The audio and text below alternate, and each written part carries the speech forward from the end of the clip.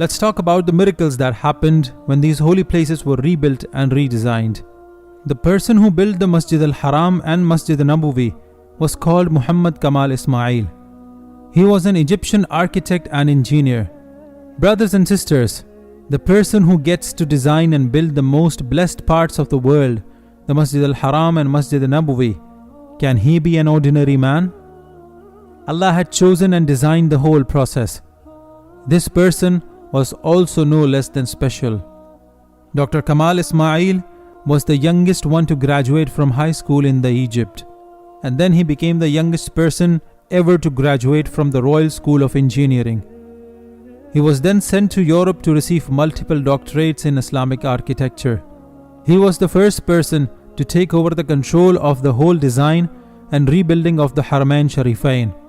Despite his excellence and degrees and experience, he refused to take even a single penny for completing this lengthy, difficult task.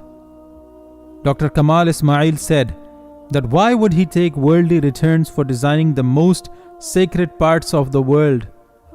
How would he answer back to his Allah? His whole life is an embodiment of Iman and faith. He had a small personal life, and that is why he would spend most of his time in worship and ibadat. No doubt, Allah had chosen this person. He was over the age of 80 when he signed the contract of designing and rebuilding the Haram and Masjid al-Nabawi. And after that, he spent his years working for the sacred places without any media coverage or spotlight. Not just the architect, the design and build of the Haram and Masjid al-Nabawi are miracles in their own nature. The building material used here is the rarest in the world. If you have been lucky enough to visit these blessed holy places, you will know that despite the scorching heat of Saudi Arabia, the floor of the Haramain Sharifain is cool to touch. This is because the white marble used there is a rare kind of snow-white marble found in Lebanon.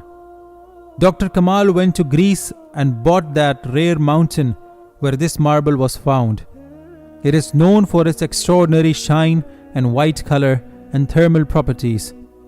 It gets rid of the heat in the air and feels cool to touch on the surface. When the construction of the Masjid al-Nabawi began, the King of Saudi Arabia asked Dr. Muhammad Kamal Ismail to use the same snow-white marble.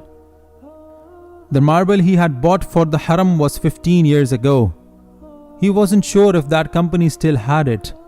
Anyways, he went to meet the executive and told him the story. As expected, the marble had been sold out completely. Dr. Kamal left the room, but just as a ray of hope, he asked the secretary to please find the person who bought that marble. She said, "It is difficult, but you can drop your number and I will let you know if I receive any information." The next day he received a call from the secretary. She had found the company who bought the rest of the marble 15 years ago. When he looked at the details she sent, Dr. Kamal was astonished. The company was based in Saudi. He immediately took his flight, landed in Saudi Arabia, and went to meet the owner of the company. He told the whole story. The owner of the company asked his staff to check where they used that marble. Surprisingly enough, the marble was still there in their storage. For 15 years, that marble was waiting for Dr. Kamal to come and use it for the building of Masjid al-Nabawi. He broke into tears, gave the owner of the company a blank check and asked him to charge whatever he wants to. The executive of the company refused to take a penny. Brothers and sisters, we are talking about the Masjid al-Nabawi, the mosque that Rasulullah Hazrat Muhammad sallallahu ta'ala alaihi wasallam built with his own hands. This was the place which his she-camel chose, and this is the masjid in which the Khalifa Rashidin Hazrat Abu Bakr and Hazrat Umar radiyallahu ta'ala anhuma put the bricks side by side, equal to the Prophet's brick. This was the holy place where Hazrat Aisha and Hazrat Sauda radiyallahu ta'ala an had their homes. How lucky some chosen people have been to contribute to the reconstruction of this holy place, where the hearts of the Muslims from all over the world come together, where thousands of Muslims come every year to rejuvenate their Iman and faith and get rid of their sins and connect with Allah and His Prophet sallallahu ta'ala alaihi wasallam.